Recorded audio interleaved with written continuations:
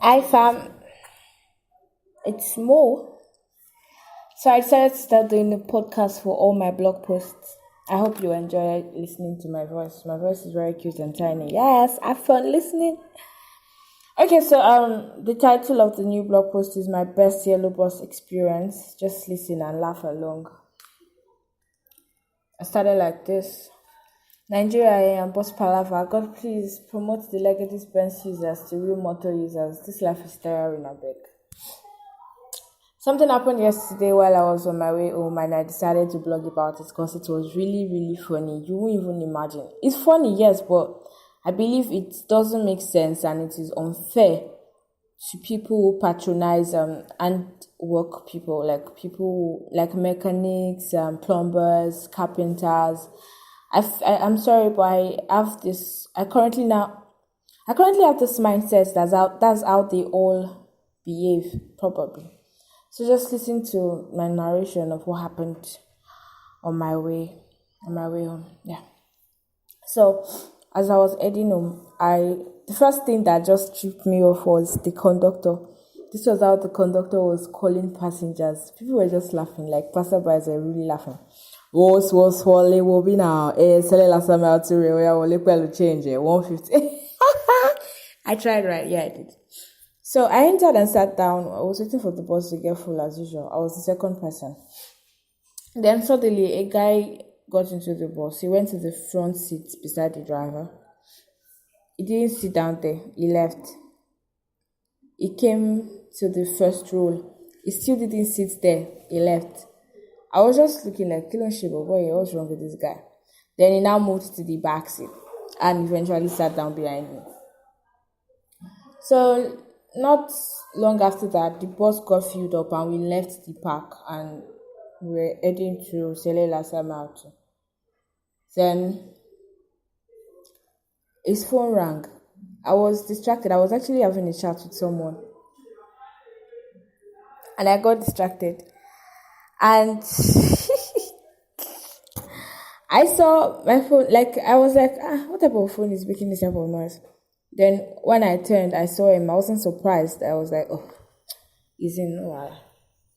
But this was the thing that busted my head most. The conversation he had with a mechanic, the owner of a car, and back to the mechanic and a spare part dealer. So this was how the conversation went. The guy who called him was a mechanic, so he went like, boya fanai they go. They were conversing in Yoruba actually. It's like boya fanai they go. Then he replied to the guy that Adele. I could hear the phone was clearly, it was very loud, so I could hear everything they were saying. It's like, Alpha, my apprentices don't go out. Then the other guy on the phone, let's term them mechanic 1, mechanic 2. So mechanic 1 is the guy that we were going to the same place together. So mechanic 1 was like, boy, Alpha, now you did. Mechanic 2 said, I do. Mechanic 1 asked, my apprentices don't work out go house. And mechanic 2 said, since now. But do you know that red car shake body worker come shop today? I was like, okay. He said that man call you know if you even drop bar for good people who attend to her. Ulo phony man here, Joe. Please, I can't translate that in English. That was why I just said like that. So mechanic 1 was like, which car?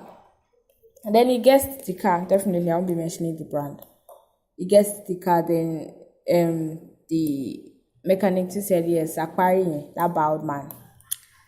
So mechanic 1 said, nice, Sabi, may I call the man for Alaba, ask for roof mat. I go call you back now. Then, immediately, he called Tunde. Tunde sells spare parts in Alaba. And they had a discussion over the car's roof mat. And mechanic 1 kept on telling Tunde he's going to pay 5k for the roof mat. And Tunde insisted he's retaining his initial price of 8,000 naira. And mechanic 1 said, okay, no wala. They will get back to him by tomorrow, meaning by the next morning they will be at Alaba to pick the car roof mat. Then immediately, mechanic 1 called mechanic 2 back, say, how far, So the last price now, today say last price now, 15k. But tell I they said, Actually, this was another part that cracked me. He said, tell the man I say na 20K. I was like, what?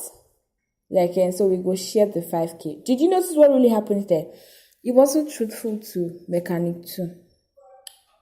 So mechanic 2 now said, no, now me will do 25K. So the money go gara, go sure, we go share 55B. Mechanic 1 now said, no, you won't make the man work come out me. We go share the 5K. I will carry 3K. We go carry 2K. Mechanic 2 on the drag say, no, guy, now 25 we go share am. The mechanic 1 changed it. Ogbeni japa kuro lori phone for me jo. Ule ni eh. As in, you know to say, like, I literally left my phone and started laughing. Like, these guys are stupid. Gosh, sorry for that. But at that point, then after laughing, I thought about it that, really?